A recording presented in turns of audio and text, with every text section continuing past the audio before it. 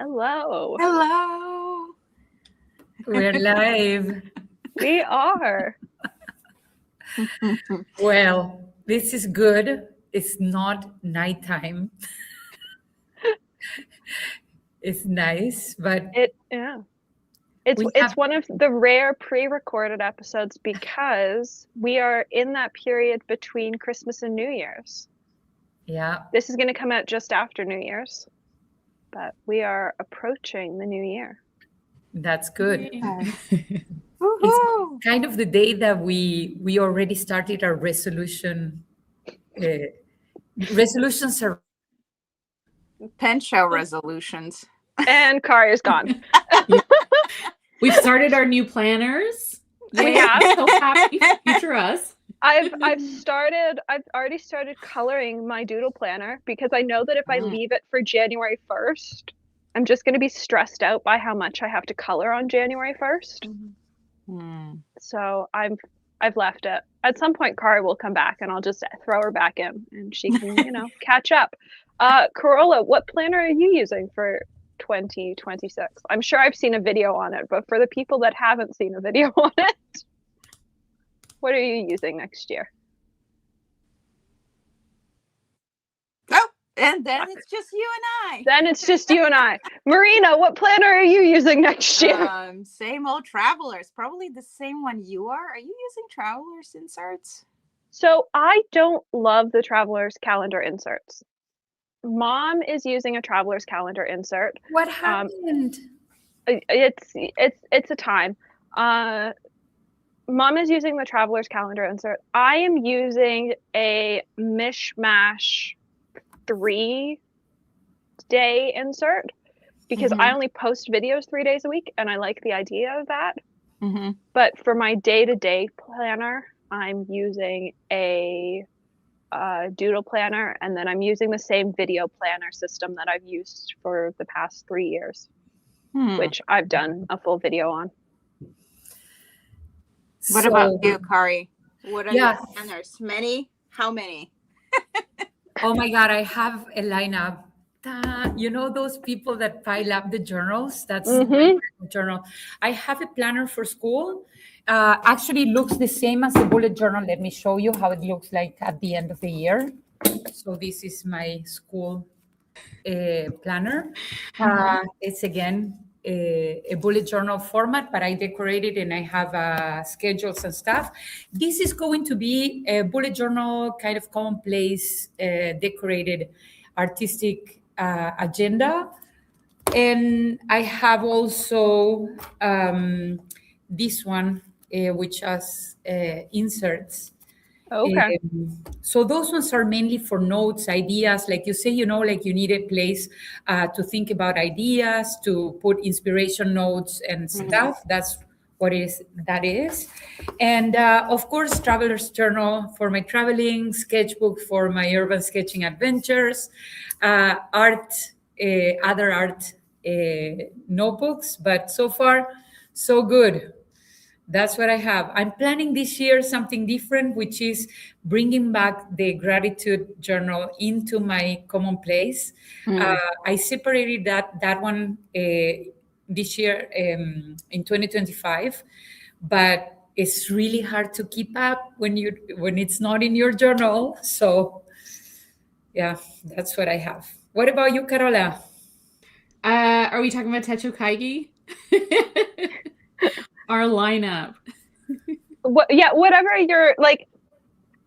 I always think my lineup is big, and then I see other people's planner videos for the year, and I go, "Oh, it's not that bad." Like I remember sitting down to film my planner video this year, and went, "Oh, it is too complicated for a normal person to understand." And then I saw other people's videos, and I went, "Oh, maybe it isn't that bad." Yeah. Well, for me, you tell me if this is bad or not. But for me, I have 7 systems, 2 that are for planning, and then 5 that are for journaling. Because I am a journaler at heart. I love all creative things. So it covers memory keeping. It covers just stream of consciousness writing, like all sorts of categories of journaling that you might think of. I probably have it.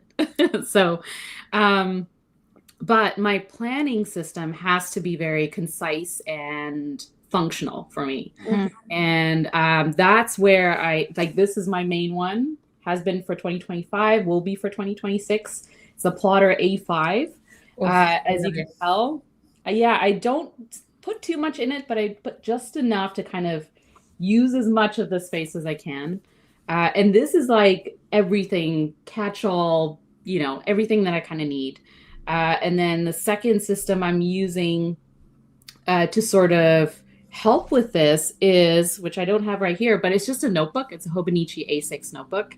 And that's kind of like my daily, like, take notes, tasks, breakdown.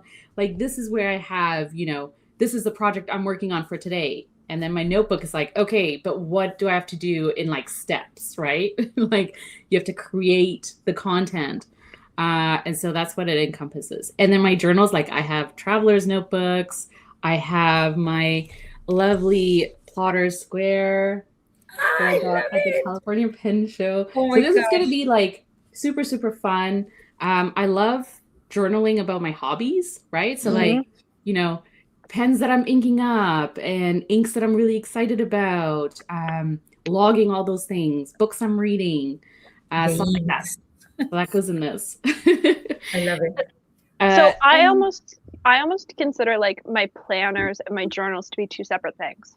Yeah. Like, my planners are stuff that keeps me very organized, very on task, and keeps me knowing what's going on. Whereas like all the different journals that I keep, I do not consider them to be planners. Because at the end of the day, at the beginning of the year, I have no idea what I'm going to do over the course of the year. It changes so often. I think if you had told me at the beginning of this year that I'd fill, I think at the end I filled like 16 between passport and full-size traveler's inserts this year, I would not have believed you. Yeah. Like, that seems like an absurd number, and yet I filled 16 of them. Yeah. Yeah. Yeah, I feel like I'm I guess the lightest in that sense, because I kind of have to be. So this is kind of my little passport. So I have the little passport because I don't like big bags. I don't do them at all. I do crossbodies. So this fits in. And I also, for like, just like on the go journaling, I do the Leuchtturm kind of like reporter pads. Yeah. Which are my favorite. So I have that with me usually in my crossbody bag. And then I did find that the regular travelers is my preferred size. I actually can squeeze it in a couple of my crossbodies. But A5 type of planner is kind of like the best format, but I leave that at home for the most part. And that's my Paper Republic, which I tried it last year. I did not like their inserts. It's kind of, I don't know. It's fine, but I just want to do something else. So I'm just going to, since it's A5, I'm just going to put something else in there that doesn't, no, it's not branded. So yeah, that's what I'm going to do.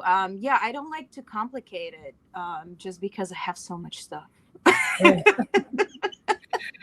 Just physically, you know, at home. So yeah. Yeah. Yeah, different purposes actually brings more paper to the pile up. I will say that I always think about the utility and where am I going to use that journal. So that's why I have so many, and I cannot decide which one is the best because I am really, really all over the place. I tried all sorts of paper, and I like the ones that I like, I kept. I still have issues with the covers that are like, I need hardcover, you know, like I am. Yeah. That's something that it's really hard for me to change. So I'm looking for a hardcover insert that can go in a traveler's leather insert.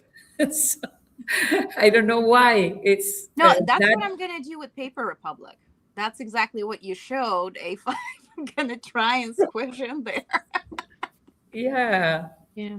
It's good that you at least know what you like and what you don't like, right? Yeah. So a lot of us like to experiment with things, different systems, different inserts, different books. But I think for me too, like I make a list of things that I need in a, you know, whether it's format, paper, whatever it is. And then I give myself flexibility, right? So it's like, so you know, you need it to be hardcover, but it doesn't matter what the color is, doesn't matter what the paper is, right? So there's like a little bit of flexibility there instead of kind of going from, I don't know what I want, I'm just going to try out, right? Like we sort of start somewhere and then it's like break down every year. Like this is something I always include in my yearly recap of planners and journals I use is like, what are some of those takeaways that I'm going to take into the next year? So like, what are some learnings from 2025 that I'm going to use in 2026, right? So at least like you're kind of starting somewhere, and build from there and then have fun with it.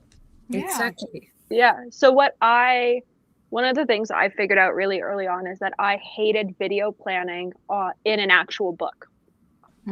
I changed ideas too often. I changed uploads too often. And I hated it being in an actual book.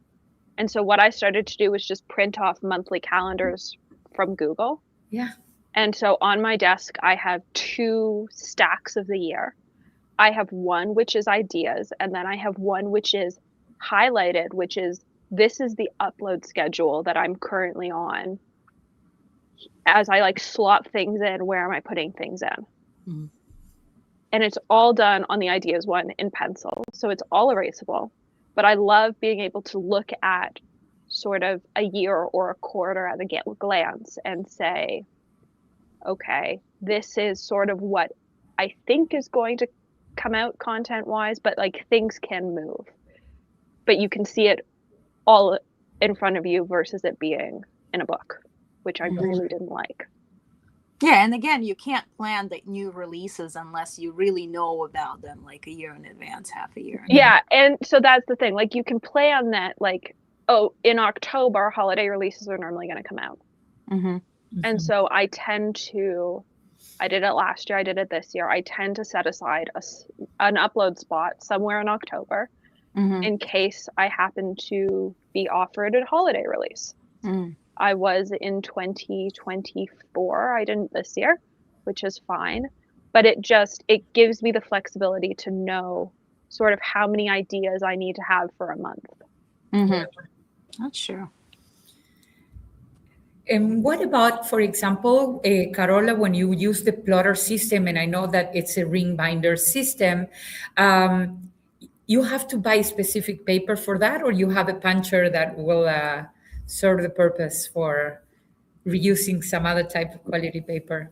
I do both. So I do have plotter refills in here.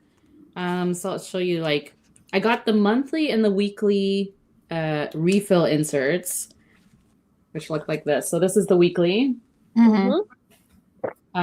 Super simple, similar to, you know, other sort of layouts where you have the whole week here, and then there's kind of free space on the other side. Yeah, that's and my then jam. yeah, I like it too. And it's like, you know what? I don't even really need to use this side. I just need to see my week in a glance. One week. Yeah, all the appointments, all the events, where I can kind of see, you know, what does my week look like? So I kind of like it like that. And then they also have really great like grid inserts, plain, you know, blank page inserts, etc. But I also like buying like loose leaf paper. So I bought like packs of like Cream Tomoe River, you know, blank. And then I also test like, you know, Irriful and, you know, other similar ones. And try and like make it interesting that way, I think.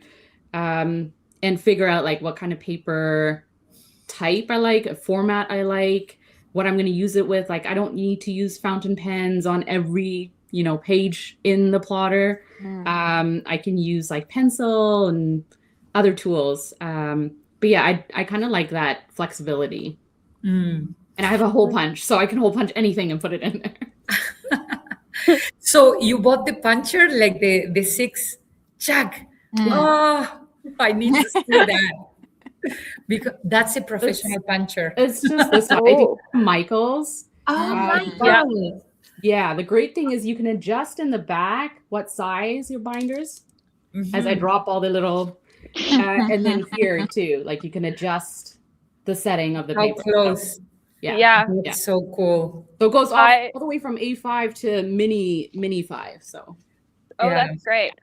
I have their card punch from that same brand for creating your own envelopes and card bases, and it's fantastic. Fantastic. I love that.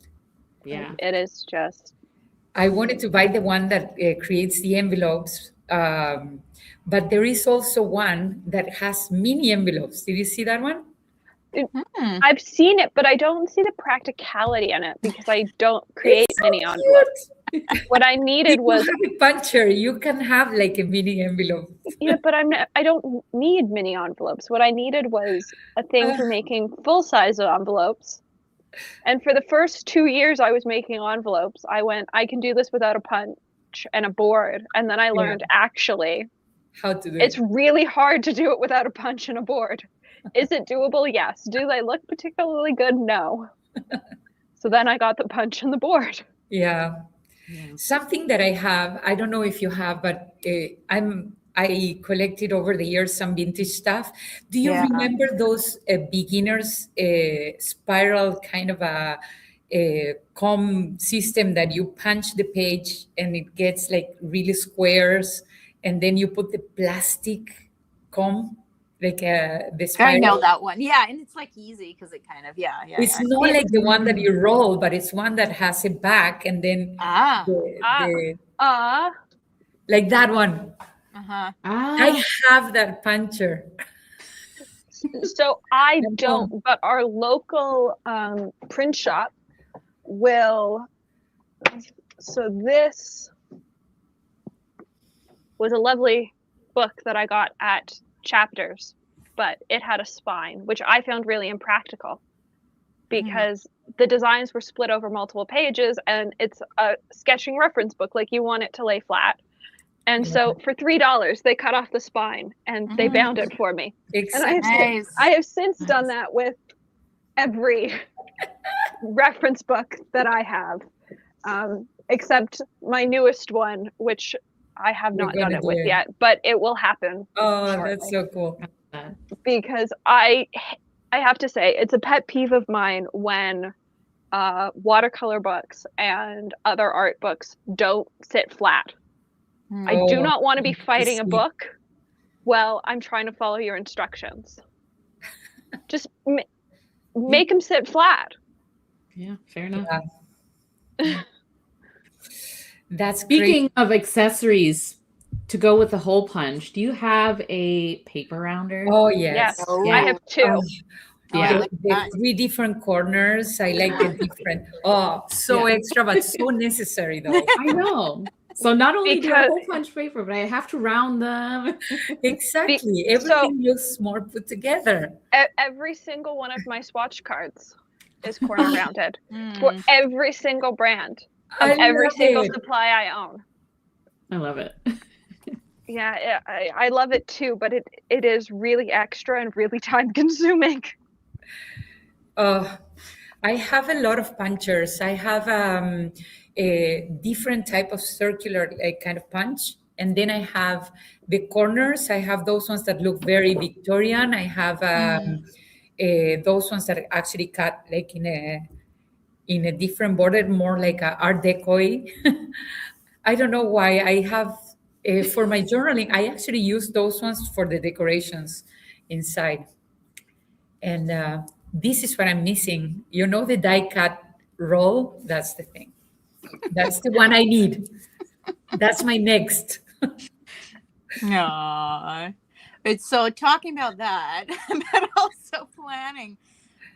Carola, what are your thoughts on next year as far as pen shows go? Or have you decided where you're going? I mean, this year, because we're still 2026 this year. Yeah. So 2026 pen show schedule. Do you have it? Well, as long as things go according to plan, I'm going to be going back to the SF Pen Show in August. That's kind of it's a stand-in, and hopefully still teaching workshops. So as long as they'll have me, I'll teach workshops. something new. Oh, and also probably the P&W Portland pin show. Oh, Ah. Yeah.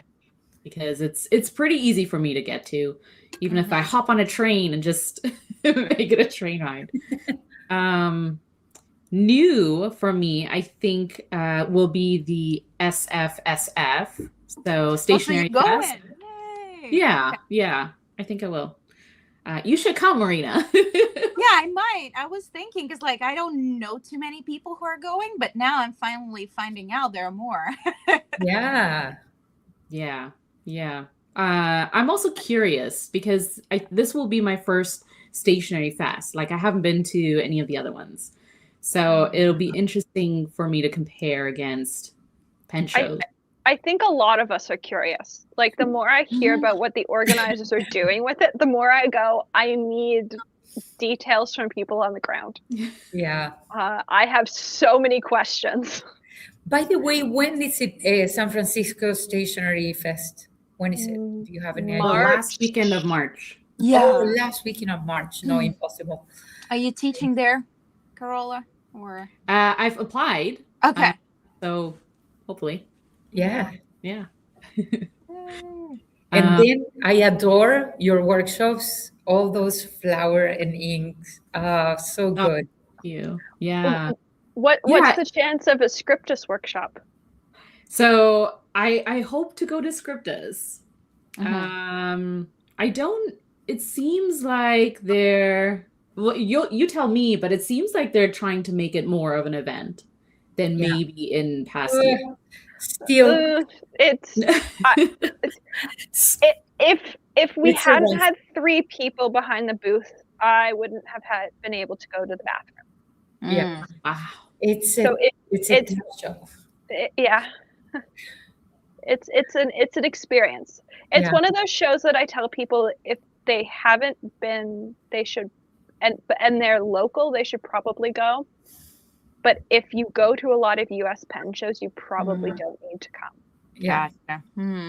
That's the thing. US pen shows, they have a different setup. They do it more days from the get-go. So you have time to actually rest and then, next time I'm going to go to this side. Yeah. And it's a very different, like there's a big community vibe at a US pen show. We people hang out, people go get drinks, people go get dinner. And there are a couple events. There's normally a lunch at Scriptus, like organized by one of the pen groups that people will go to. But if you're a vendor, you definitely can't go to that because you're behind a booth. Yeah. And then they normally rent out a table at one of the bars after the show. But again, if you're a vendor, you can't go because you're tearing down a booth. So it's very much a show that doesn't have, and you can make it have the same vibe as a US pen show. Like we had a couple of friends in the night before. I showed up this year with cake in a bag because it was my birthday the following weekend and everyone was in town for Scriptus. And so what else was I going to do other than hand out cake behind a booth? Yeah. That to friends, that seemed like the right approach. Exactly. People had a great time. I think we'll probably do it again next year. But it was one of those like, it just doesn't have the same vibe as a US pen show. And then there is this factor that for me it's important to know that because it's a free event, you have people that have never seen a fountain pen that is just taking a long time asking prices and not getting there, I find it that they should have a day for people that will be interested in paying the entrance and getting to have that experience of chatting with the vendors and getting the pens makers to show this thing. And then the free day, which is, people are interested in getting to know what is out there. But right. And I feel like, if you facilitate that community kind of, gathering situation, that's like, if you're new to fountain pens, you come in, you see $50 fountain pen and you're scared. Like, why is this so expensive? You get to know people, you get to try their pens and you're like, oh, now I get it. Well, it's also like, I remember people being absolutely horrified that people were paying $700 for pens and were making comments about it while somebody was trying to process a transaction. Like, that's an awkward experience for everyone involved. Yeah. And it's just, I think there has to be a way for the event to happen without being exclusionary, but at the same time, like, for the people that are really hardcore into pens and want to pick up things that normally we can't get in Canada. Especially going in person to see those items, and then you're like, oh my God, I've saved all the year to go there and buy that pen, and then dealing with somebody else at a booth making comments about the fact that they're spending that much money on a pen is sort of wrecks the experience. It's tough. It's like, it's a balance between, you want to encourage, like, we want to enable people, right? Like, it's in our nature to try and get people on to try these, pens. And it's like, you haven't experienced fountain pens unless you've tried them. And so there's kind of a balance between, like, encouraging people to come to try them or to, see what's there. And then, people who are there because, like Kari said, you've saved up, you're going to this one-day event, you want to pick out the pen that you want because you already know what you want, right? It's tough. It's like, how do you do that without, having time set aside just for people who know what they want, get in, get out. So one thing I have wondered, like, if they want to keep it a one-day event, maybe they charge for the first 2 hours. Maybe there is an early access admission for the first, like, 10 till noon. So if you are a hardcore pen person, A, the event makes some extra cash. And B, those hardcore pen people get to shop, get to visit with vendors and talk about all the things that they want to have conversations about before everyone else. And maybe that's the way to do it. If it's going to be a one-day event, ticket the first 2 hours. I think if you're willing to drop hundreds of dollars on a pen, I would pay to get in early. Like, why else do we get the, all access passes or the early admission, tickets? Like, I will pay to get in early, to get what I want. Like, exactly. That's the thing. Like, I will pay to attend a pen show on a Thursday when pretty much no one's set up, for the off chance that I get to pick up one of those things that is on my wish list and is not going to be on a table normally, which happened at Chicago. Like, it does happen at shows that you just sometimes are lucky and get that early access on a day. But also, most of my shopping happens either on Thursday or in that first hour of a show. Before it's open to the general public. Let's be honest. I don't really wander when a show floor is open to the public. But that's so impossible when you're behind the table. And I had the experience this year that I started helping out behind the curtain, I would say. My shopping happened either inside the booth that I was selling stuff, or at the end of the show, like, trying to get into the washroom and say, save that one for me. And then it's really, really tough being at the table and trying to shop for the things that you were going for that day. I would say it definitely changed my shopping habits, and it changed the amount of money I spend at a pen show. The amount of money actually decreased. The longer I spend behind a booth, the less money I spend. It's better for my pocket to be behind a booth. Not if you're behind Tasha table. The only ones I like are the Palisades. I love the rest the of them are just like, so much. They're too big for my hand. If I'm gonna get one, it's gonna be a Palisade. And even then, I'm not. Body is just perfect. Even then, like, I don't know that they beat out the Galaxy Vanishing Point. Oh, they are really beautiful. They are, but are they prettier than a Galaxy Vanishing Point? And I don't think the answer to that question is actually yes. I actually think it is, because I don't like clip. I know. Oh. I fidget too much. But I agree, both are beautiful, really up to the maybe a survey of people voting. Which one is the one that you prefer? But any urushi, I would say, anything. We'll need some pictures, so I don't know if everyone knows, what we're talking Oh, about. Oh, I don't have my Palace here at school. that's my There you go. vanishing point. Oh, I know. Yeah, the Palisade is so good, though. So here's the thing. Jeffrey was showing off his, and then I wondered, like, pilots are really well machined so that they're really precise. Could you theoretically put half of one of the Arushis with half of a different Arushi? Could I do half of the water with half of the maybe. galaxy? Because, like, I really like both of them. Am I going to get another one? I don't know. But, like, old generation ones. So extra if you get another one. See, but here's the thing, Kari. This is from the new generation of them where they've upped the amount of radon on them. Old generation ones have less radon on them. Yeah. And so I've seen them at pen shows for as low as $450 US. wow. Mm-hmm. Which suddenly doesn't seem all that bad. It's not that bad. Still up there. Beautiful. Okay. Up there. This is currently, Gorgeous. at the time of recording, which is before the pilot price increase, which we know is happening.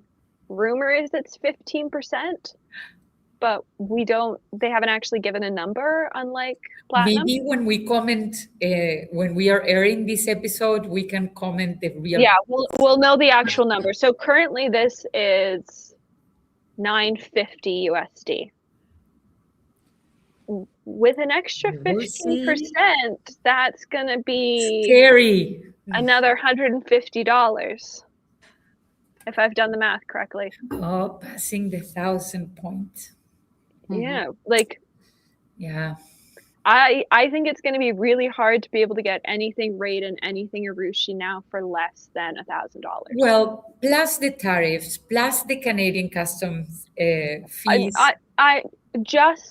I'm just talking about list price, Kari, Yeah. and tariffs are included in list price. Oh, okay, that's good. So just list price, I don't think we're going to see anything less than $1,000 for Arushi and Raiden. Well, to that point, do you all have something that is kind of on your list for the next year that you saw and thought about this year, and you're going to be looking for it during pen shows 2026 pen shows? Yeah. Yeah. Still saving for the Christmas gift that we talk about. That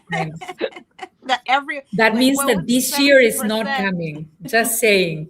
70% voted. That's the decided answer. I had a conversation with my lovely husband, and my lovely husband says, I can collaborate with some money. Let's create a saving account. So the saving account is there. I'm going to use some of the income of the codes that I have and then put it in the saving. Let's see how much time I will have for that pen. So I shouldn't be getting anything until I get that one. Excellent. Carola? No. I'm so scared about prices. Well, Zodiac Penco, a friend Bart. Yeah. No. Yeah. It's funny because I was looking at my Zodiac. Oh, that's a beautiful Capricorn. pen. Yeah. This is the sibling love to the TCMC, the Coffee Monsters Co. Oh, really? Yeah. Because the material is Jonathan Brooks' caffeine withdrawals, which is the same as that little section. Oh, that's so cool. Yeah. No, you have sisters. I have sisters, and I got this at the PNW show because I went to the Friday VIP event where, it was exclusive, whatever, you pay a little bit to get in first as they're setting up. And I was like, yeah, of course, I'll do that. I'll hang out with my friends. So I went in and I was like, I saw Bart and I was like, so what do you have? And he's like, I have something you'll like. And it was this. And I was like, that's so cool. I like it. I love it. I I think So unless I come across something like that, yeah, like, I just have to have that. yes. Fair enough. Yeah. It's a nice color though. It matches kind of like the vintage vibe, I don't know, the leather, the plotter family, Oh. the plotter and the TN cult. No, I was about to say a favorite cult. Ah, so good. Yeah. Anyways, the plotter, it's so cute. I'm just thinking about the ring binder though and how it would work. But then I'm thinking what Alexandra says about having something that lays flat. I can actually remove the page to my drawing and then put it back. That's good. Yeah. Good thinking. I'm a big fan of things that sit flat. Yeah, that's good. That's good. Yeah. So, what about you, Alexandra? So I'm going to start by saying it's complicated. I have currently an ongoing commission of a pen in a Lisa Marie material with white bear pens. So the lovely Michaela is making me another Echo, Ah, but in one of Lisa's materials that I picked out at DC. When I picked it out though and took it to Michaela, I said, put me at the bottom of the list. I can wait until you're done all the pens you need for pen shows. So I'm getting it sometime in 2026. exactly. It's happening. Do I know when? No. But it's very pretty and I'm very excited for it. Oh, What I feel like I'm so actually great. think is, oh, and then I've also still got this, which is The black. Jonathan Cook's I love it. Camp Galaxy. Do I know what's happening with it? No, but I think it's probably going to every pen show with me next year as I try and figure out who I'm dropping it off with, because there's no point in it just sitting at home on the desk. No. Let's be honest. It's right now a very pretty magic wand bug killing stick. Sorry, Jonathan. I did use it to kill a fly. What I actually think is on my list are two pens that are the same color. So Pilot released the exclusive 74 in Ooh. the purple, All right. and then it sold out everywhere, which Ah, is fine because I didn't get to try any of the nibs, and I didn't know what nib I wanted. I'd had a conversation with Jacqueline. We'd been back and forth. I had an idea of what I maybe wanted, but I wasn't totally sure. So I'll try and pick one up secondhand. I'm sure somebody has buyer's remorse over what nib they picked up. yeah. The second one, which I don't really need, but I would really like, is this pen, but in the lilac colorway. Oh, yes, I agree. I love it. My eyes are on that pen. It has the nicest steel nib I've ever tried on it. It's urushi, it's copper powder. The purple lilac one is silver powder and urushi It's so good. over ebonite, and Oh, I really want the beautiful, purple one. beautiful. So we'll see if that happens next year. I don't know, but I would like it. So really, Yeah, my pen just list. putting the Yeah. the word out there for the people to listen. My pen Alexandra. list is small because I ordered a platinum a couple weeks ago on the stream with a music nib because I've desperately wanted a platinum with a music nib, and I was not going to love it with 40% more added to the price. True. Yeah. And I had Atlas credit to afford to cover it. Other than that, though, like anything, I would say anything I'm adding these days is a very specific color palette of little black dress or sparkly and extra. It has to fit in one of two categories. If it doesn't, it's not going in my collection. Oh, sparkly and extra. There are two categories. There's little black dress and there's sparkly and extra. It can go one of two ways. Well, we all need a little black dress somehow, but the sparkly one, oh, you can go outrageously. Well, because like then you've got like little black Fantastic. dresses that are sparkly. Very Like there are things you can do. classic, Like, still sparkly. yeah. I love it. What about you, Marina? Oh God. Well, if we don't think about price increases, I think I'm gonna keep on looking for some Mont Blancs. Yeah, I love them special edition things. Fair enough. This is my typical. Ooh. Yeah. So I'm trying to find some. I actually don't like their. This is the very last modern one I guess I bought, which was way years ago. I don't favor the metal sections. Oh. So, and I also kind of design wise like their older stuff from like beginning of 2000s. So like 20 years and a little bit plus. But those things are getting much more expensive these days. They are. So that's one. And the other one, which is bizarre, and that's very new to me, is I really am into Pelican M800 burnt orange. Ooh.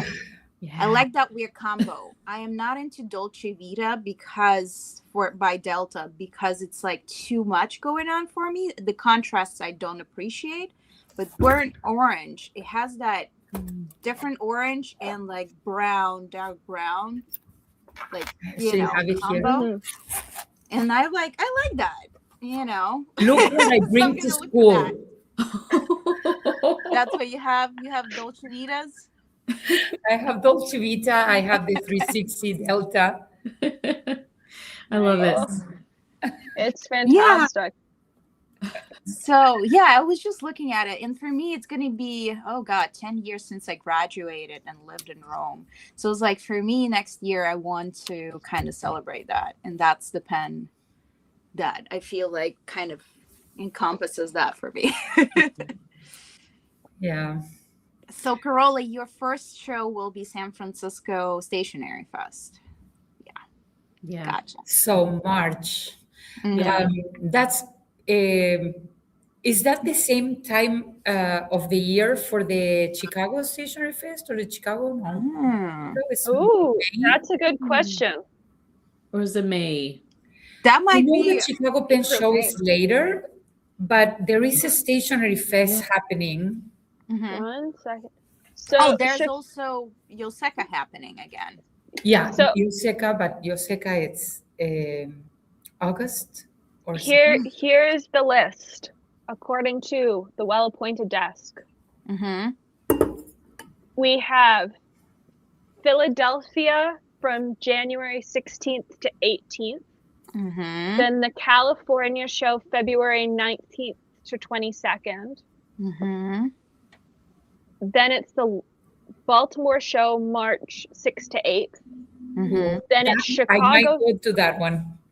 Okay. Then it's Chicago Stationery Fest March 14th to 15th. Oh, okay. Okay, that's the one. Then it's the Arkansas Pen Show March 20th to 22nd. Too far? Then it's the Atlanta Pen Show and Stationery Fest San Francisco the same weekend. Oh, that's going to be interesting. But they're We're very gonna have- different. Yeah. So I understand. March 27th to 29th. Mm-hmm. And then we've got a break until Chicago. Nope. We have Little Craft Fest in Houston, April 24th to 25th. Then we have Chicago, April 30th to May 3rd. Mm-hmm. Then we have Florida Stationery Fest, May 29th to 31st. Then we have Scriven, the Montreal Pen Show on May 30th.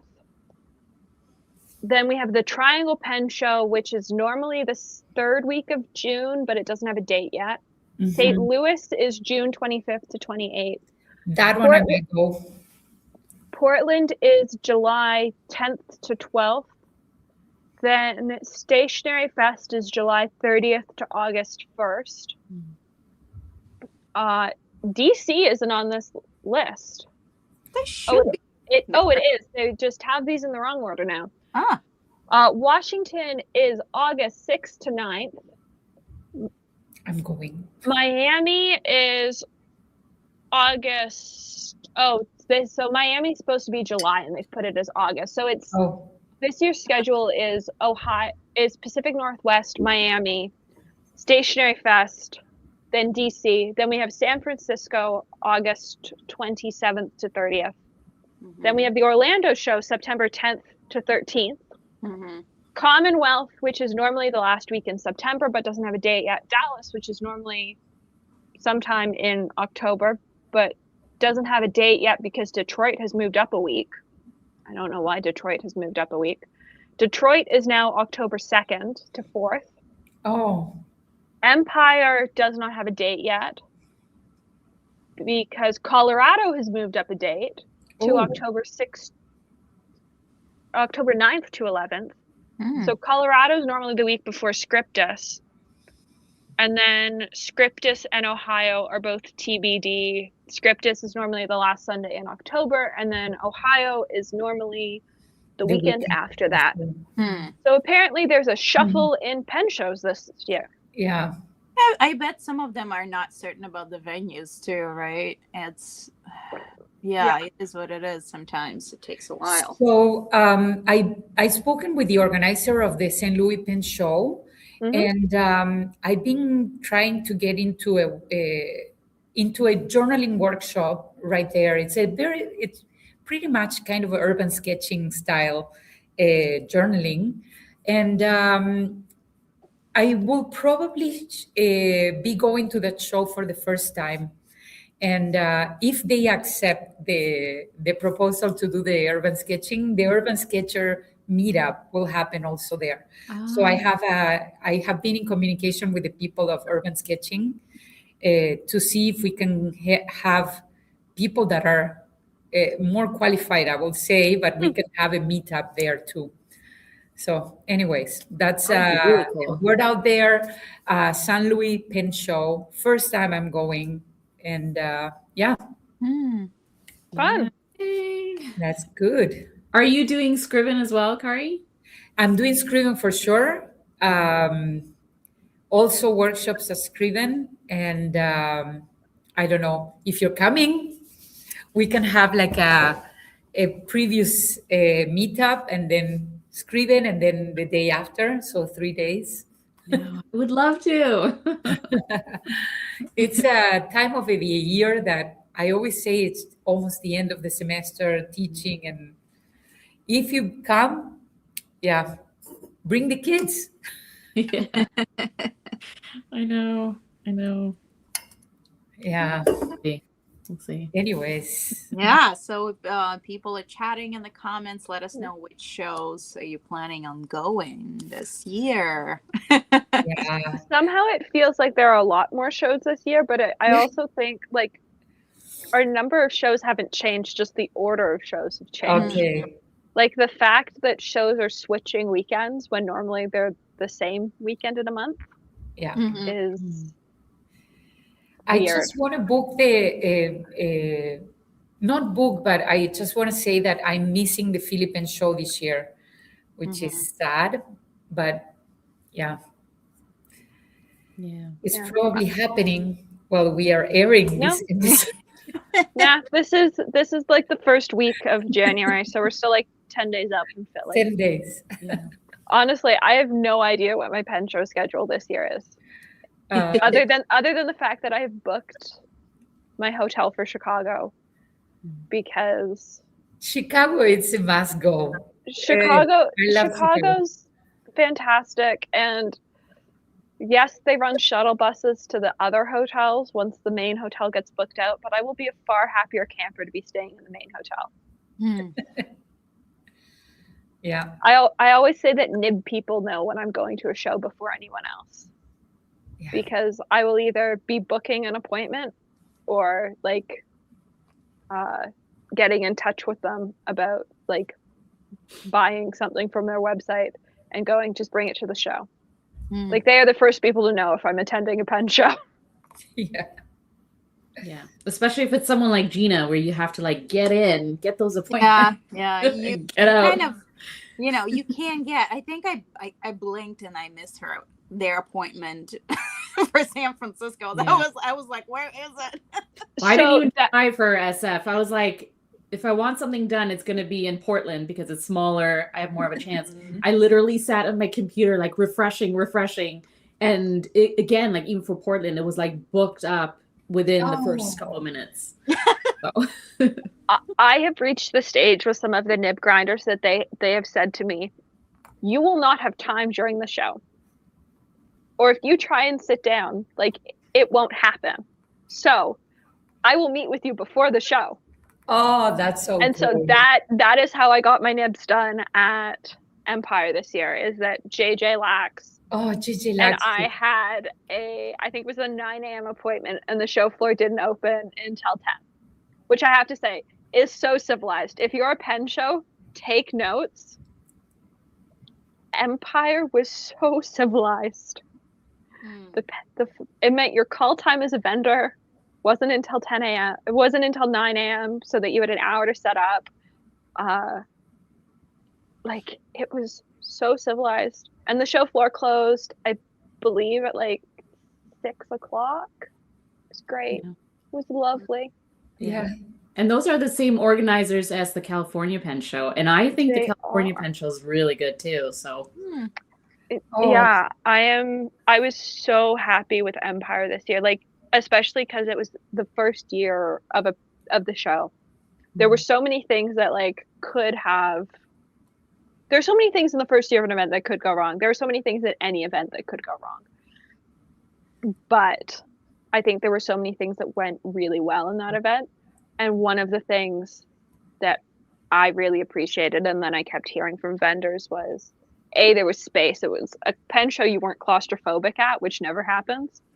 Like, you didn't have to squeeze past anyone to get into your booth, because every table, like if you had multiple tables as a vendor, they were together, but then there was space between every vendor to get in and out. That's so cool. It was so nice. And then it was just civilized. Like, Sunday morning, we didn't have to be on the show floor until 9:15 because the show floor didn't open until 10 a.m. That's so cool. Most pen shows open to weekend pass holders at 8:30. I know. Well, some people set up a little bit later, though. Yeah, but at the same time, like, when you're on day 3 of a pen show, it's sort of nice for an alarm not to be going off at like 6 a.m. Let's be honest. I know very few people that there are some people that like to be up at 6 a.m. Yeah. But a 6 a.m. alarm is not particularly pleasant. No. I'm super early bird during the shows. I struggle sleeping during the show because all these hectic meetups until late night, and then my biological clock activates no matter how many hours I slept. So I have like glass eyes the next day. It's like all broken and red and meanwhile, Karina is like up and like doing sports in the morning. I was like, I'm not doing sports in the morning. She's got her workout every morning when we were at the stuff, and I was like, that's amazing. No, I don't work out.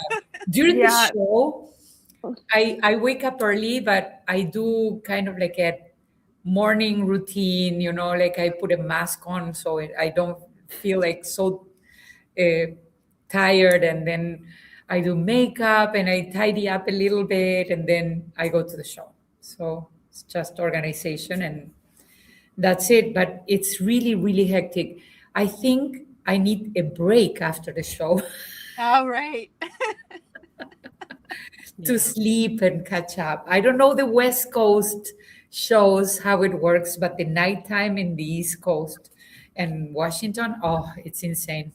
Well, so that was the other nice thing, is that because the pen show floor closed at 6, your dinner reservations were at a sane time.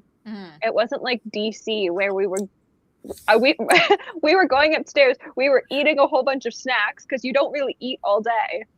Yeah. And then you're going out to a 7 o'clock dinner reservation, but you've had 2 hours to kill. And it's like, do I nap and then have to redo my hair and makeup Like, or do I stay awake and just be sort of miserable?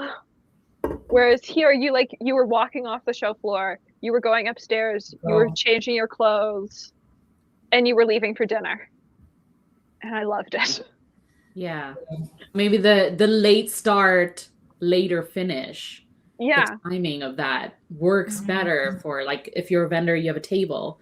But I also feel like, like Kari, you mentioned, after hours, after pen show, at night, even in SF, Marina, right? Like, it was a party. I mean, it was a party. Yeah. A lot of people went late. Like, I felt like, especially in 2025 SF, it was so overwhelming on the pen show floor.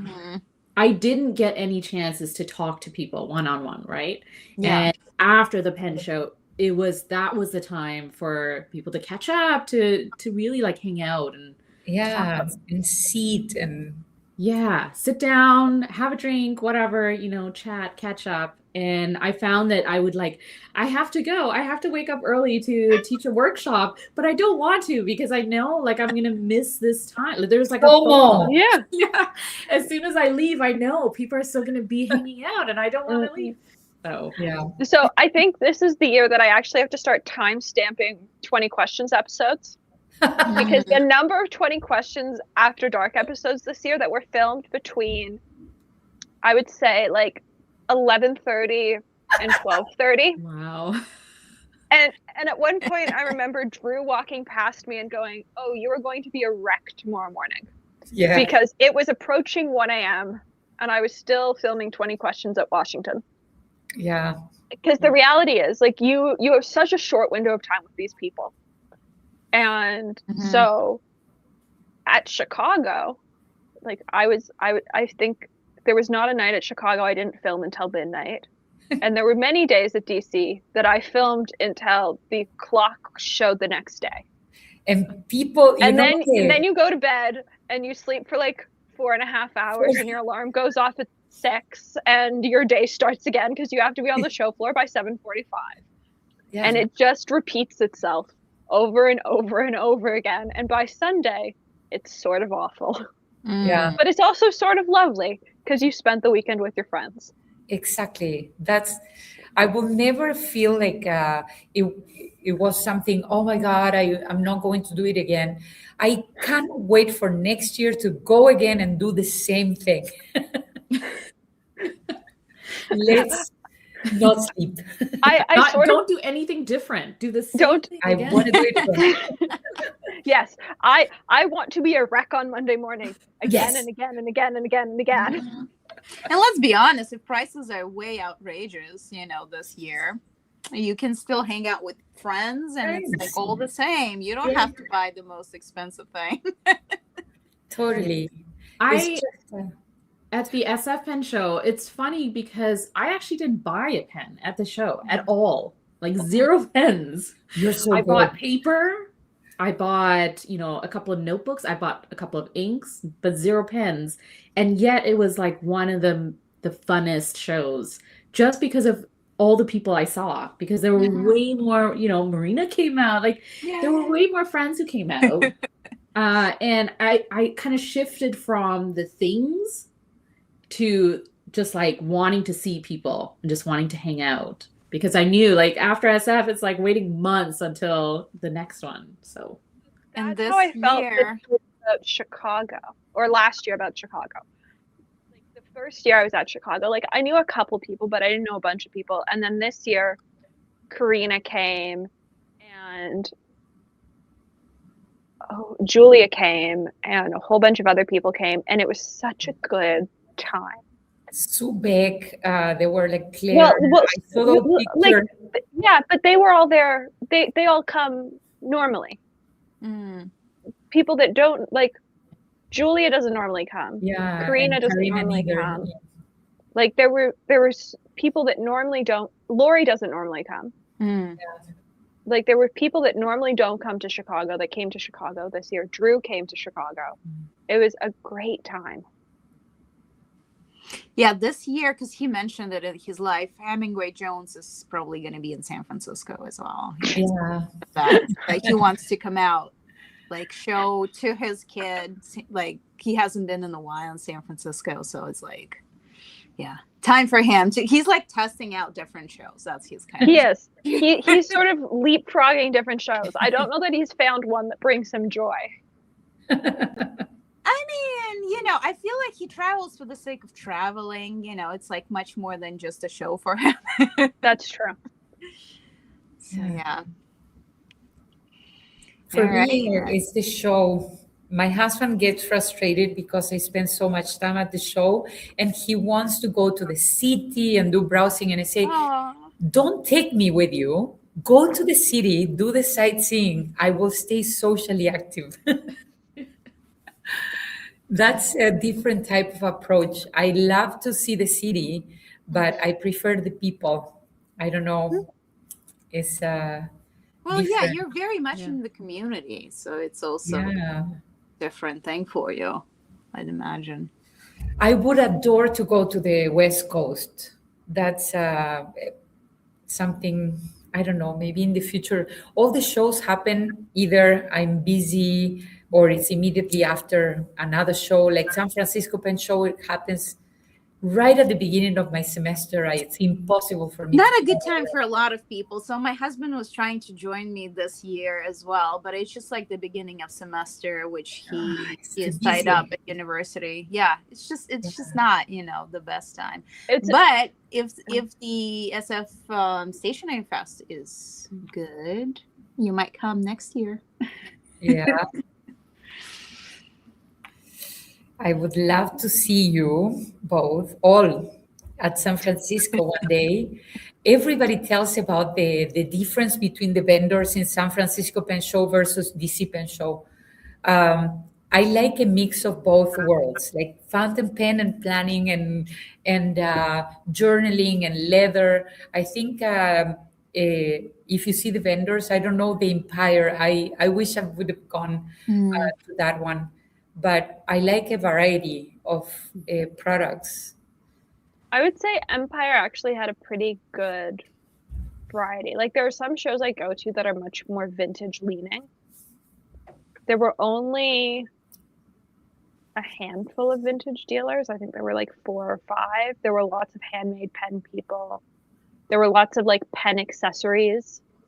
There were some of the big brands. Goldspot had a massive booth. Oof. And then like that was cool because they brought all their exclusives. Mm. And they have many. And they have many. They have many. But what they also brought was spare nibs, so that if people needed nibs for nib grinds, you could just buy spare nibs from Goldspot, which I thought was great. Mm-hmm. Because that's always a big deal, like at a show, because very few people sell spare nibs, and they were just displaying them on the table. Yeah. It's like a few nib grinders, a Kirk. Yeah, Kirk. But I don't know that Kirk sells spare Schmidt nibs at a show. Yeah. Like if you need to get like if you're getting a grind for a Banu or something, like I don't know that. Oh. I know that Kirk sells Yovos and Box, but does he carry Schmidts at a show? I don't know. I've never had to ask him because I just carry a pen case that has nibs in it. And so that was cool. And then, you know, we had Charpak and Yaffa, Faber-Castell was there. Who else was there? Honestly, I didn't wander all that much. Yeah. I think But I you missed still like have your panel. I missed entire aisles of the space Mm. because I just was busy doing other things. Yeah. I like the gold spot idea because first of all, gold spot pens are those type of retailers that put a lot of online content from the beginning of when I came to Canada. I was into fountain pens, but the online visibility of fountain pens wasn't that big. I started like seeing, you know, like Tom Otto putting videos with Penboy Roy. They had a podcast and they had a long time ago, Vanessa, I remember. And then Tom Otto was like kind of like one of those, you know, you can get this one at Gold Spot and you started seeing like more from them. So they were like the celebrities, So they had podcasts before it was cool. Exactly. They had this, I don't know, they were like so busy with it. They still busy. I think they are the biggest retailer out there. I don't know.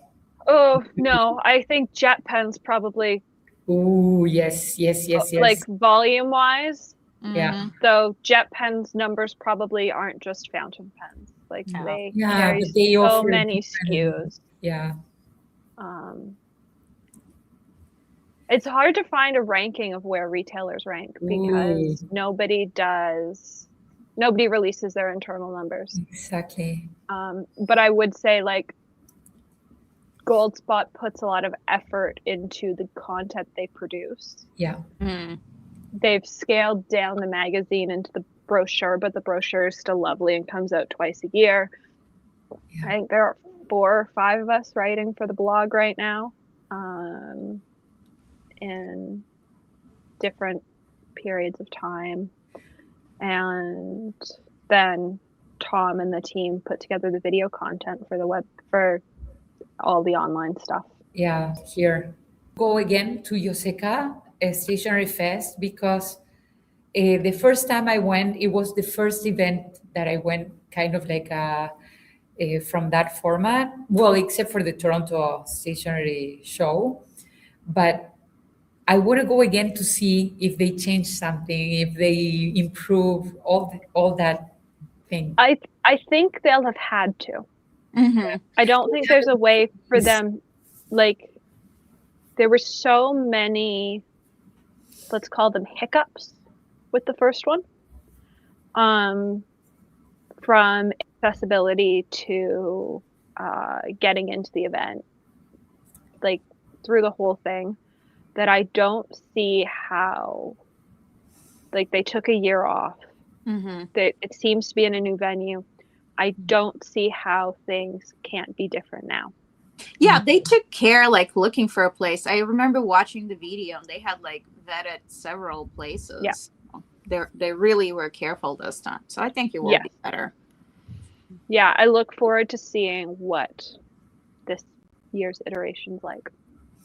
Yeah. So hopefully, one of you goes and lets us know. Report back. Yes. Back and Hopefully there are a couple of vlogs from people that we can analyze. Yeah. Which is basically what I do for every pen show. I'm like, give me all the content. Yes. I want to know the ins and outs of this event and what can be learned from it. Yeah. And lines like that make it so clear that I'm the daughter of a corporate event planner. I'm like, tell me everything that went wrong so I can figure it out backwards. We need to bring Sheila to organize one stationery show. Sheila will be like more like so commentary extra on stationery shows. Hey, our original Scriptus video from 2023 still gets comments on it. Oh, I need to go back and watch. She was.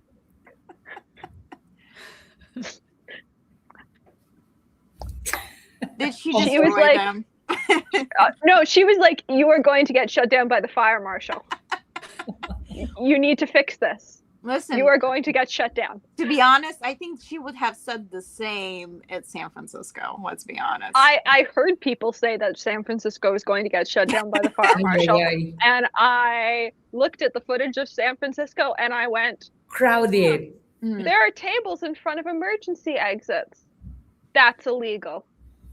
Yeah. Yeah, I feel like it's gotten, we do have a problem of space here in general. And I think it's another thing is that if they're probably, I'm theorizing, afraid to move it anywhere else because of the accessibility to airports. That really Here's the thing. You can have a space problem while still hosting an event that doesn't break the law. I sort of agree. I do. I just don't think in their minds it's a possibility. I don't know. To be fair, I think that's why Stationery Fest is Yes. like the first event. I'm interested to see how that sort of plays out in terms of one of the things I heard from someone at the SF Pen Show was that there were pen vendors who had applied for the SF Pen Show but didn't get a table because they were trying to balance out, you know, pen vendors, planners, journal, you know, accessories, glass dip pens, those types of, you know, having a variety versus just sort of going down the pen show route. So one of the things that came out of it was that, you know, why don't they do a stationery fest that focuses more on stationery, accessories, all the other things. And then that way, maybe some of the pen vendors who couldn't get into the SF Pen Show for 2025 could get into 2026. So that's why I want to attend both to see what was the difference between, you know, having another stationery fest. I'm super interested in seeing the Stationery Fest play out because I am hearing through the grapevine about vendors that are being told that they aren't eligible for the pen show because their products are too stationary leaning and they can only vend at Stationery Fest. Oof. And so I'm just interested to see how this plays out. Like who are being deemed as stationary versus pen? What is their dividing line? There are so many questions that I have about the logistics of this. They don't have a lot of options if they don't want to move out of this venue. That's just the only way I feel like I see it. Yeah. So, and California is just not the rest of the America. It's just very different. And it's just so incredibly also expensive to make anything happen here. And location wise, oh God, we don't depend on cars as much as the rest of the country does. So you also have to accommodate people who are taking public transit. That is a very, very important part of it too. And that also limits you. So it's like all of these things taken into the account, they don't have a lot of options. Like we had a talk about it, a couple of people. I actually know someone who helps organizing the SF Pen Show. And yeah, that's exactly what it is. We don't have a lot of options. Yeah. So we'll see if this works. Yeah. I have faith that it should work. I'm just interested to see what the feedback is from the two events. Yeah. And so I guess we really won't know until September. Exactly. We are at this point like 9 months away from knowing how it's actually going to play out. But it is an interesting concept that I wonder if it does work. Are we going to see it happen with some of the other bigger shows? So, question for everybody. If you go to a Stationery Fest event, what are the list of things that you will need to have? Like, for example, would it be, well, and we talk fountain pens. Fountain pens are still luxury stationery items. But if you want to go there and buy, what is it that you want to buy at a Stationery Fest? What is the must thing to have? I don't know that anything's a must, but I would consider things like stamps and washi and stickers all to fall under that sort of stationery umbrella. Like they're not fountain pens. They're not unlike ink bottles and blotting paper. They're not necessities to use fountain pens. You could argue that blotting paper isn't a necessity, but at the same time it sort of is if you don't want to make a mess. So I think the dividing line would probably be like, is this an actual necessity / a part of the fountain pen process, or is it an add-on? Is it adjacent? Because apparently Plotter and Travelers Company are going to be at the SF Stationery Fest in 2026 versus the pen show, which to me, it makes sense, right? Like covers, journals, planners, like those are adjacent.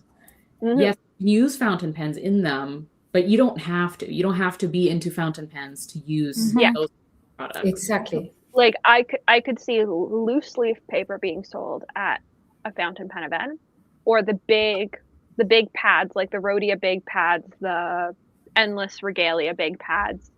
But there are definitely things that I see at a pen show that I go, why did you get a booth over a pen vendor?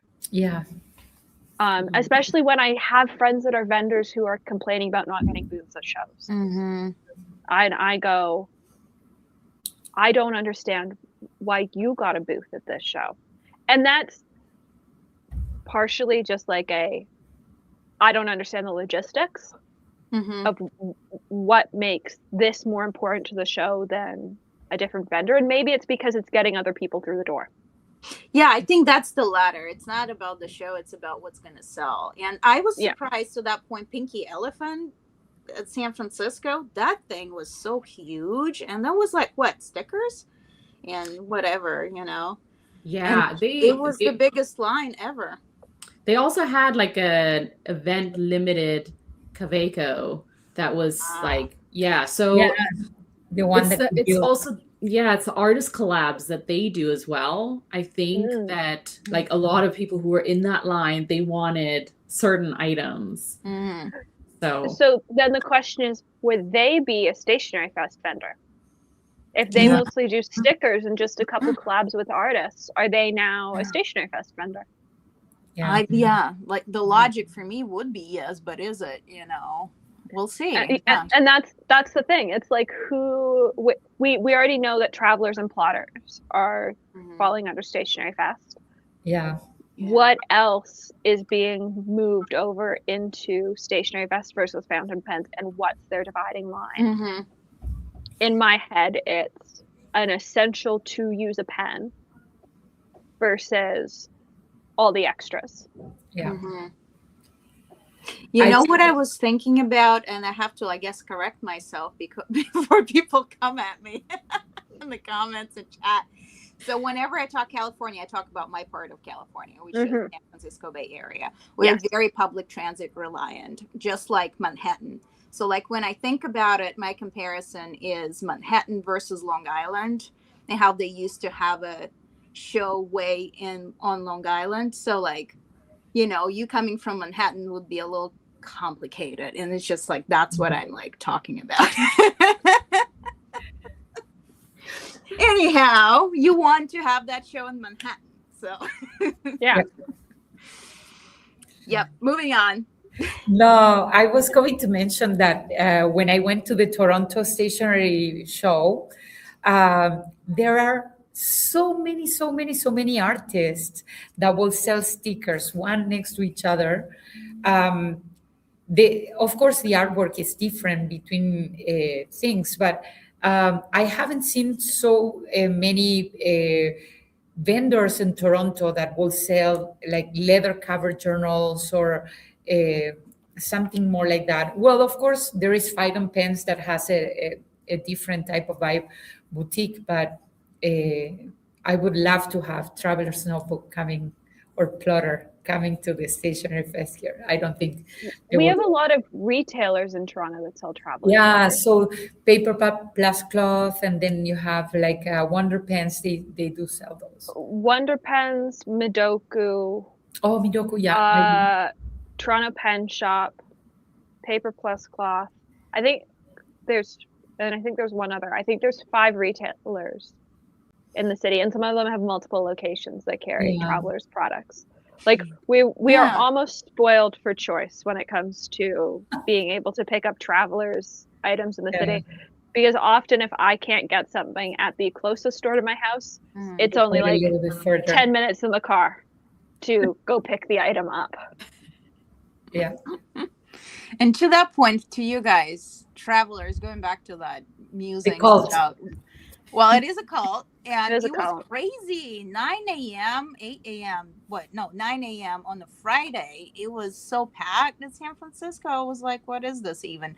So do you think think they're gonna apply for Stationery Fest, because I feel like that's where they could, because they only have one fandom then. Yeah. They're at Stationery Fest. Okay, good. What I have been told, and I have no reason to doubt my source, is that they applied for the normal event, and were told they were not eligible to vend there. Well, I mean, And to be that they honest, could- their events just sell out, and it's over. Yeah. And so that if they wanted to vend, they had to vend at Stationery Fest. And they're gonna fill up third of that space. Probably. But we'll find out in just a couple months. Yay! Yeah. Yeah, it's interesting too because the SF Pen Show in 2025 was different than 2024 in that there were more vendors, which, yes, you kind of expect that, but also, I guess the layout. So for me, as I was walking through, I realized like there were rooms and they were kind of themed. So if you went into a room, you could find, accessories. And then you go into another room and it's sort of like the glass dip pen vendors, and then paper, Yamamoto papers and those types of vendors. And then the big ballroom was all the pen vendors. It was so like I walked in and I was just overwhelmed by just the sheer space, vendors everywhere. And they were all pens. And I was like, I'm looking at, each table is just pens. And as soon as you walked out, there were, the nib specialist against like the far back wall in an alley, kind of like forgotten. They're there. And then Plotter and Travelers Company was on the opposite end, also in a hallway. Yeah. There, and it's like, maybe that's what they tried, because last year when they were in the big ballroom, it's sort of, people were everywhere around their table, which was cutting off traffic from the other tables, and there was no way to get around them. And so maybe that's why they put them in a hall. But even then, it was kind of like, get traffic though. Yeah, exactly. And so you're like, if I go down this hall, I'm going to get stuck. You're looking at, Plotter or Traveler's notebooks. And if that's what I want, that's what I want. But it's just interesting. So I was sad for some of our friends who are makers, because I felt like they could have gotten better spots, with like the same thing with Bart. Like I felt like he was way into a corner. So hopefully that also solves that for them, because it's like they're also popular, but also people are learning about other makers. And it's like, if you can't access their table, you probably are not going to come back for, in a lot of cases. So that was sad for me. And also the random Blick stores display. I was like, okay. So they were at DC as well. I think it's because they are now like, they carry Banu pens, they carry I think they carry Colatinos, they carry a bunch of other pens, they carry inks. Because of this art supply distributor warehouse in the States going bankrupt last year, Blick was the only person that could buy them out. Blick ended up buying them out, which has given Blick all this warehouse space. And in turn, they are using it to buy and invest and store fountain pens and other stuff, which is sort of cool. Like I know a couple friends who like don't have local pen stores, but have local Blicks and are able to walk into their Blick and buy fountain pens. And I think that's great. Yeah. It suddenly makes them way more accessible. And I've been able to walk into my local Madoku, which is a Toronto art store for the past like 5 years. And, if I really wanted to buy a sailor. So I think being able to walk into an art supply store and pick up a fountain pen is not a bad thing. But I do think it's really funny that they're now vending at pen shows. Yeah. So if you have to buy a new traveler's notebook cover and there is like a special collection, what would be the theme that you will do? Like there was the train, and there was what is the other one that they released not long ago? They have so many Japan specials. The movie ones, they just had the new one. I like those. Those are like childhood memories for me. So those are like very special.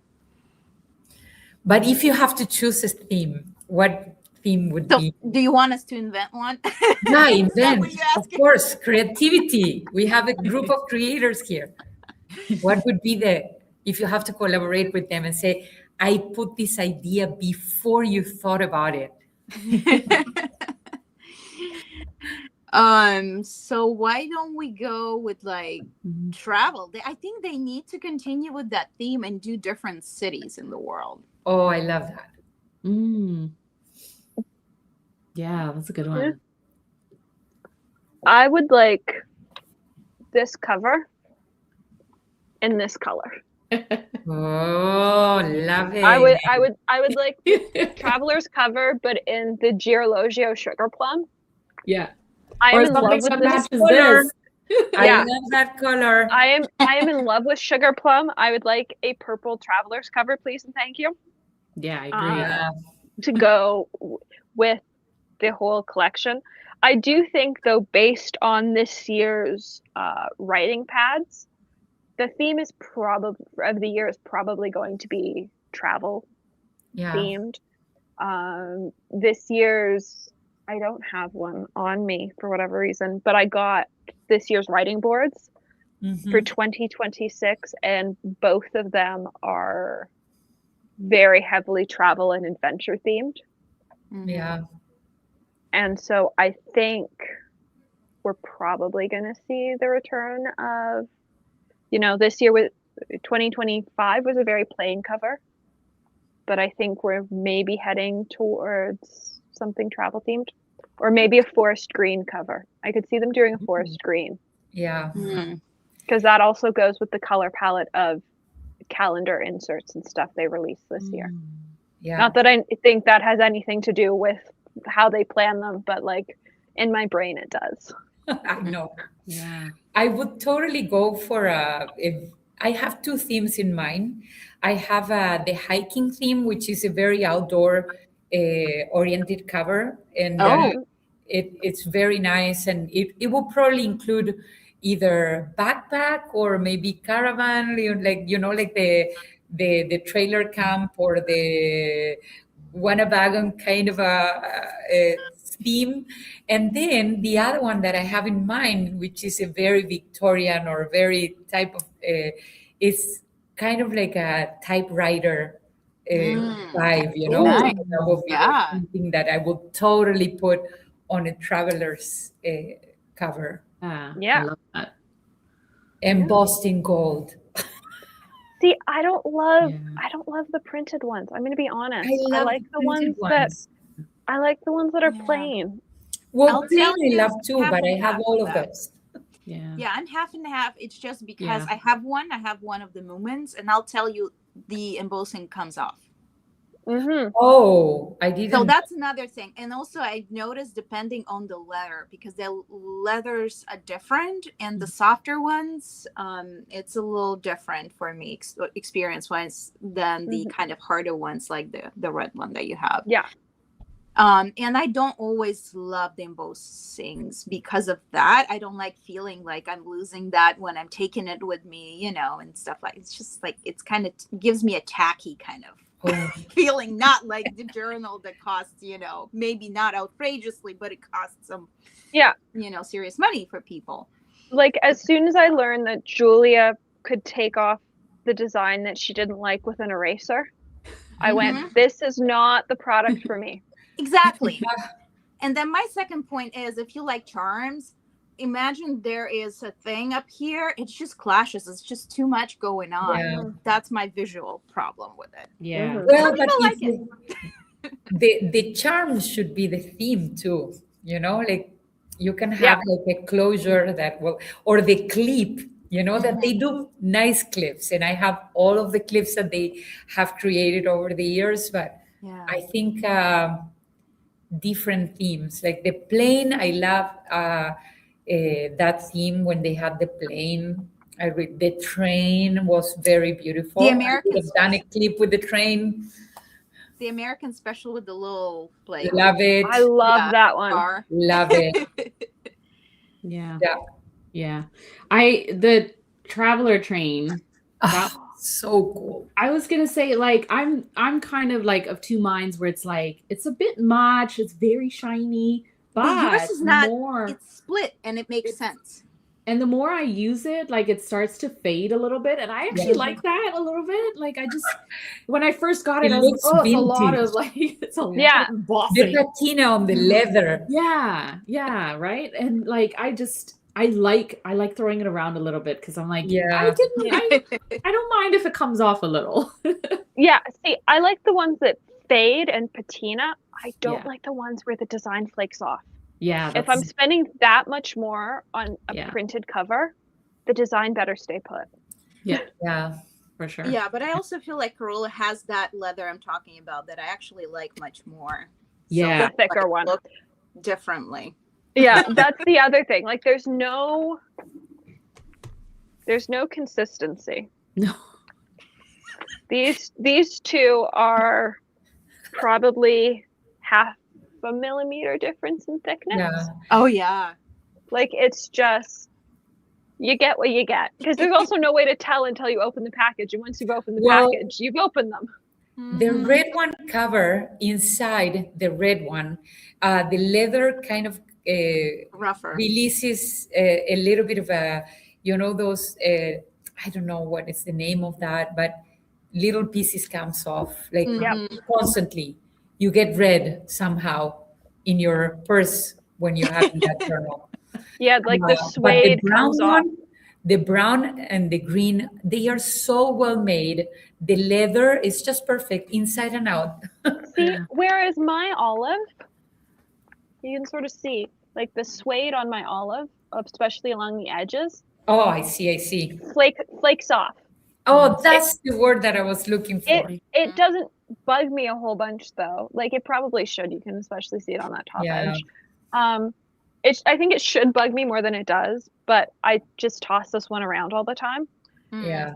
But it is, they are leather goods, and Exactly. leather does wear. It's a natural product. Yeah. And it wears differently depending on the hide of the animal.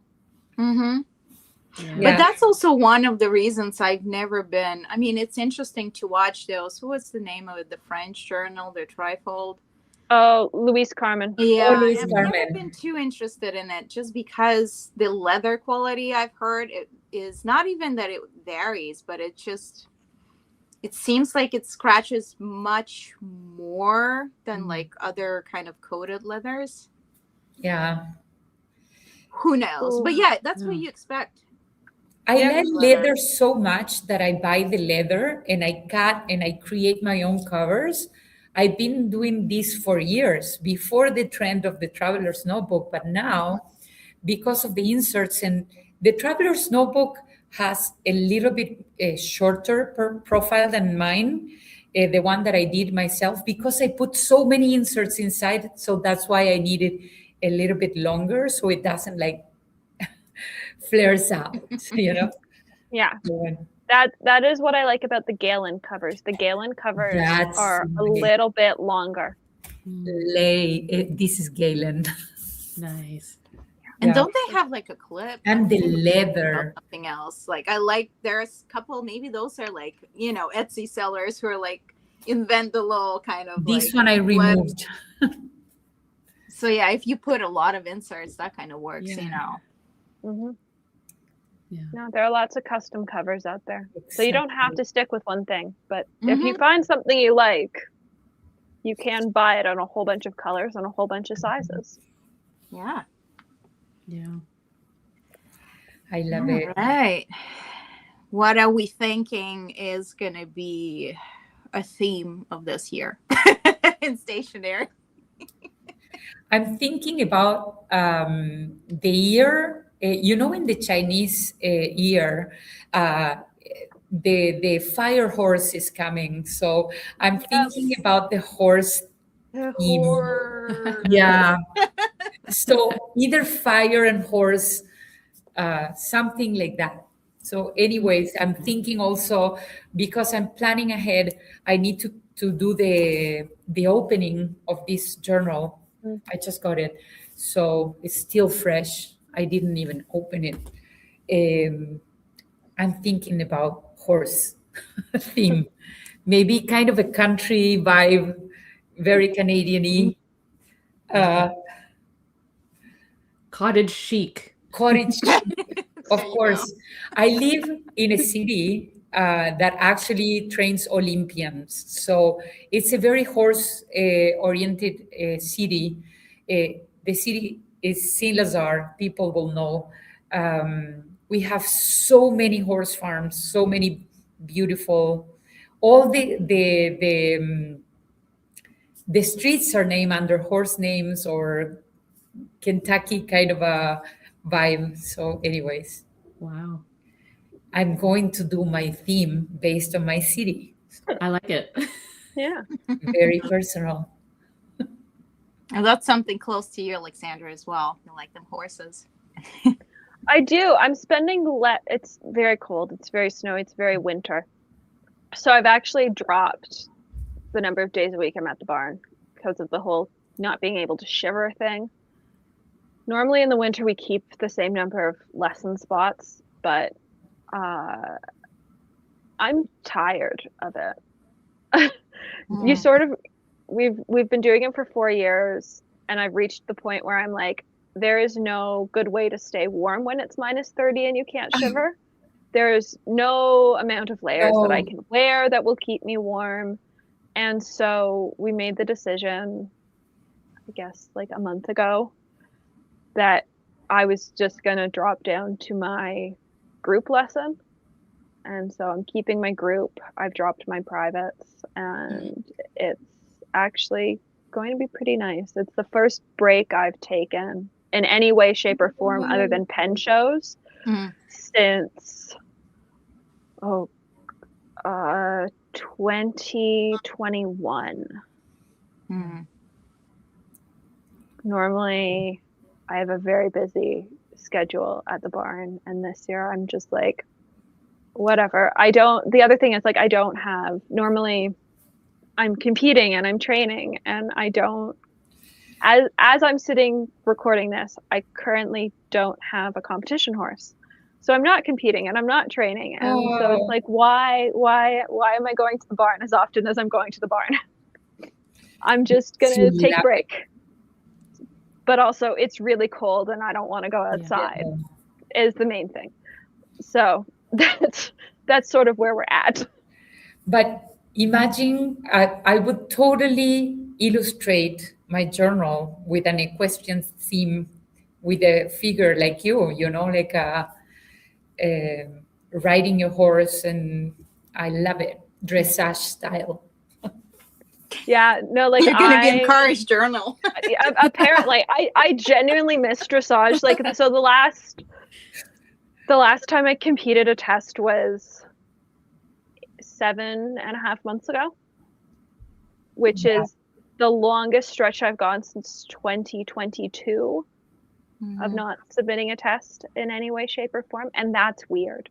Like for a while I was so used to like every 3 to 4 weeks you're submitting, because I was submitting here, I was submitting in the UK, I was submitting in the US, I was submitting to all these different competitions. I was constantly working on something new, and I've had this 7-month stretch of like not submitting, not constantly learning new tests, and I've sort of just reached the point that I'm like, I think maybe what I need is a break. Maybe what I need is to just go and hang out at the barn once a week with my friends and have a group lesson and not be actively training for something. Yeah. So that's what we're going to do for the next 3 months. That's and amazing. Then when it's no longer snowy, I will go back to actively working on something. Yeah. I don't know what, but something. Carola, horses?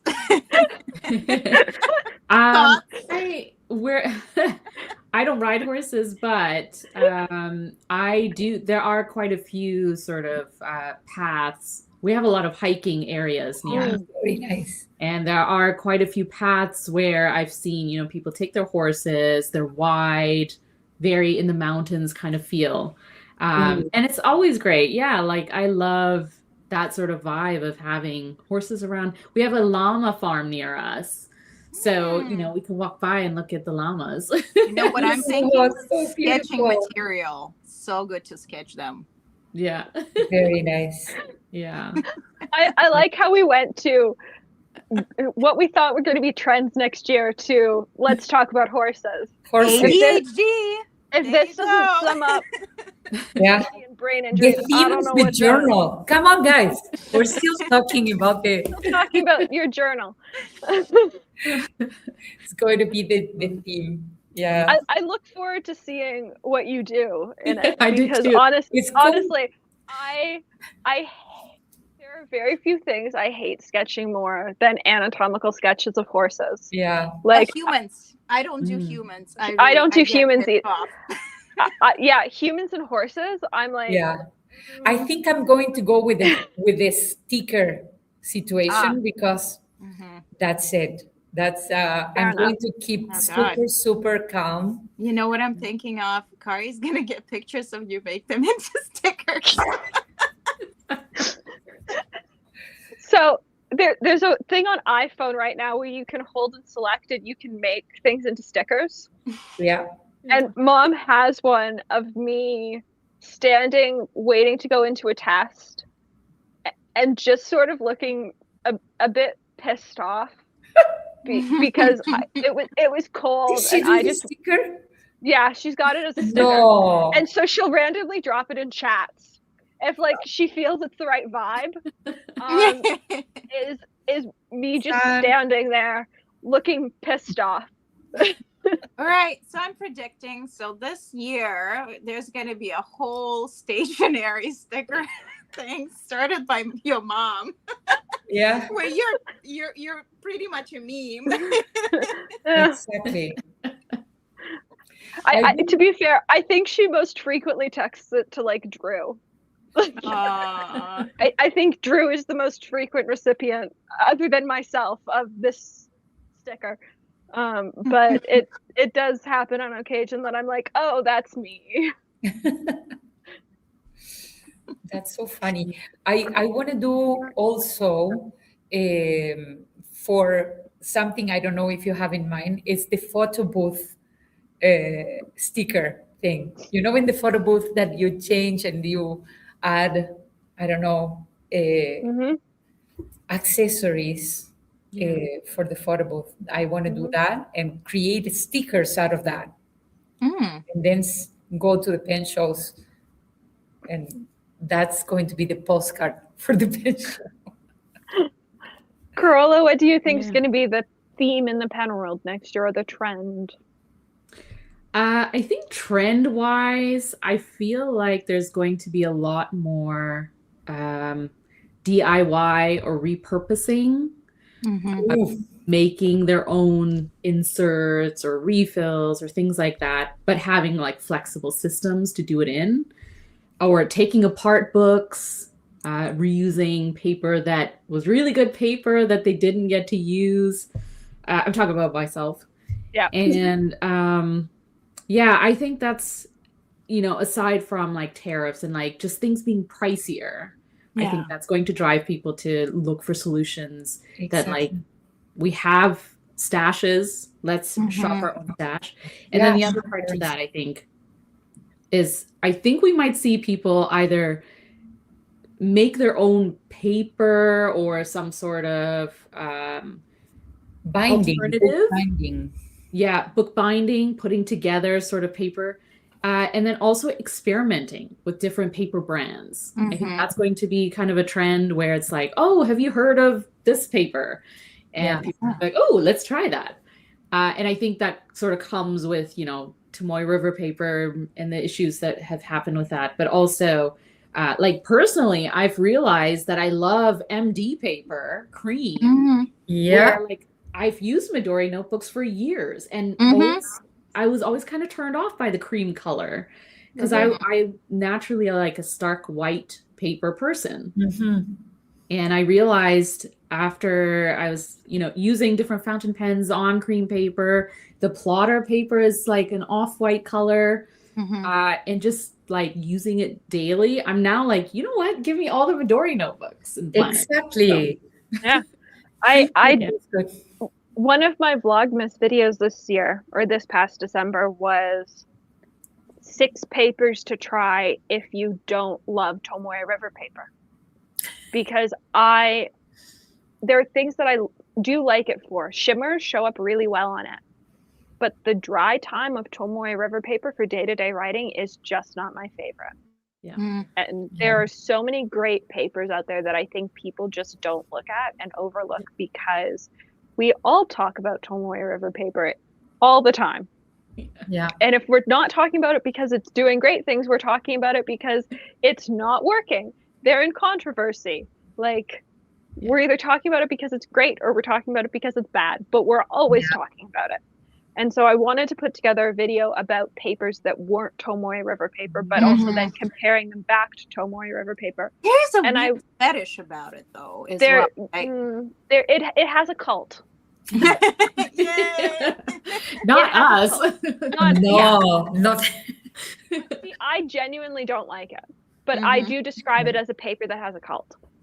There are people that when you say you really don't like it, get really angry that you don't like it. I know. But I'll tell you, these are usually people that only write on it. And that's the thing. Yeah. You are, and I feel like that's my biggest problem. I love my fountain pen people. The biggest problem is that people think the fountain pens are only for writing, which is false. They have been there for as long as they existed. People have sketched with them.